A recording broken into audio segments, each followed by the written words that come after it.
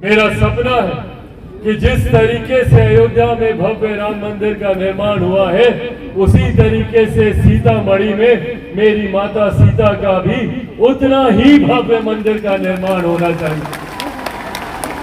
यह आस्था का विषय है, पर आस्था के साथ साथ उस क्षेत्र के विकास का भी विषय है। आज जाकर देख लीजिए, अयोध्या में छोटे बड़े वहां पर अनगिनत होटल खुलने लग गए। वहां पर अनगिनत छोटे मोटे व्यवसायियों को वहां पर अपना व्यवसाय बढ़ाने का अवसर मिलने लगा। वहां पर कई दुकानें खुली, उस क्षेत्र की आमदनी धीरे धीरे बढ़ने लगी।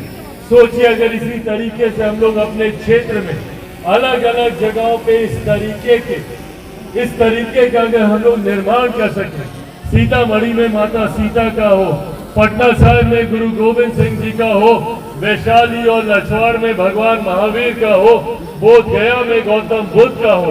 सोचिए, अगर इन क्षेत्रों का विकास अयोध्या की तर्ज पर हो, उतना ही भव्य निर्माण हो, आने जाने का रास्ता जोड़ दिया जाए, तो सोचिए उस क्षेत्र का कितना विकास होगा। इस सोच को हम लोगों को आगे बढ़ाकर लेकर जाने की जरूरत है, तभी हम लोग सही मायनों में आने वाले दिनों में बिहार को एक विकसित राज्य बना सकेंगे। देश को जिस गति से आगे बढ़ना चाहिए था, वो गति अभी तक हमारे प्रदेश को प्रदान नहीं है। और इसका बहुत बड़ा कारण भी रहा कि एक लंबे समय तक हमारे राज्य ने विरोधाभास की सरकारें देखी। केंद्र में कोई और सरकार, राज्य में कोई और सरकार। जब केंद्र में यूपीए की थी तो राज्य में एनडीए की थी, जब एनडीए की थी तो यहाँ पे महागठबंधन की थी।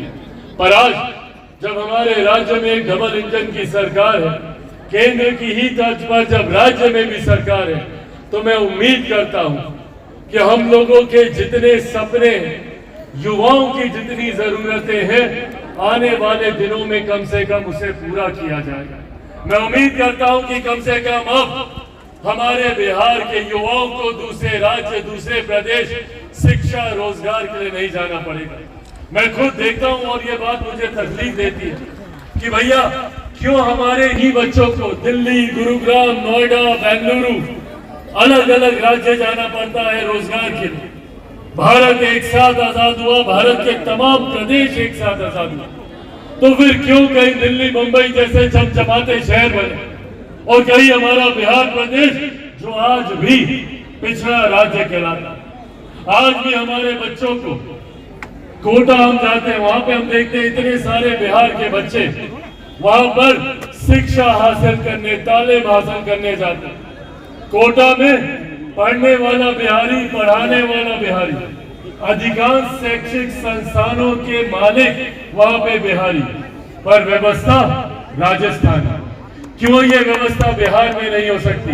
क्यों ये पटना में नहीं हो सकती, दरभंगा में नहीं हो सकती, भागलपुर में नहीं हो सकती, सुपौल में नहीं हो सकती? क्यों बिहार के अलग अलग जिलों में हम लोग इस तरीके से एजुकेशनल हब नहीं बना सकते? मेरी संजीव जी से इस विषय में चर्चा हो रही थी और इनसे मैंने आग्रह किया, और मेरे आग्रह से पहले ही इन्होंने ये रोड मैप तैयार किया हुआ था। इनसे मैंने कहा कि भैया, जब शिक्षा के क्षेत्र में आप 12वीं तक का स्कूल आप चला ही रहे, तो अब इसको आगे बढ़ाने की भी सोच हम लोग को लानी चाहिए। तुरंत इन्होंने छूटते ही कहा कि हम लोग मेडिकल कॉलेज पर हम लोग काम कर रहे हैं, और वो दिन दूर नहीं जब शाहजहांपुर में एक अपना मेडिकल कॉलेज होगा। इस सोच के साथ हम लोग आगे बढ़ने का हम लोग प्रयास करें। आईटी सेक्टर की सुविधाएं मौजूद हो, अलग अलग जिलों में बड़े बड़े उद्योग खुले। इस सोच के साथ बिहार फर्स्ट, बिहारी फर्स्ट आगे बढ़ने का काम कर रहा है, और उसी सोच को कहीं ना कहीं संजीव जी भी अपनाने का काम करते हैं। ये भी उसी सोच के साथ बढ़कर बिहार फर्स्ट, बिहारी फर्स्ट को धरातल पर उतारने का ये प्रयास कर रहे हैं। आने वाले दिनों में मैं चाहता हूं कि और ऐसे लोग आगे आए। अगर एक विकसित बिहार के निर्माण को, विकसित बिहार अगर हम लोग को बनाना है, हमारे पूर्वजों ने जो बिहार का सपना देखा था, मेरे खुद के नेता, मेरे खुद के पिता आदरणीय रामविलास पासवान जी लंबे समय तक संघर्ष किया इस उम्मीद से जिस बिहार का सपना उन्होंने देखा, उस सपने को वो पूरा कर सके। हमारे पूर्वजों ने, हमारी पिछली पीढ़ी ने ये सपना देखा, पर ये जिम्मेदारी अब हम युवा पीढ़ी के ऊपर है कि उनके इस सपने को हम लोग पूरा करें। आने वाले दिनों में इस लक्ष्य के साथ हम लोग आगे बढ़े कि बिहार को एक विकसित राज्य बनाना। हमारे प्रधानमंत्री जी ने 2047 में देश को विकसित देश बनाने का लक्ष्य रखा है, पर वो लक्ष्य तभी पूरा होगा जब हमारे देश का हर एक राज्य विकसित राज्य बने। इसी दृष्टि में बिहार का भी आने वाले दशक में विकास के मापदंड पे तीव्र गति से आगे बढ़ने का लक्ष्य होना चाहिए।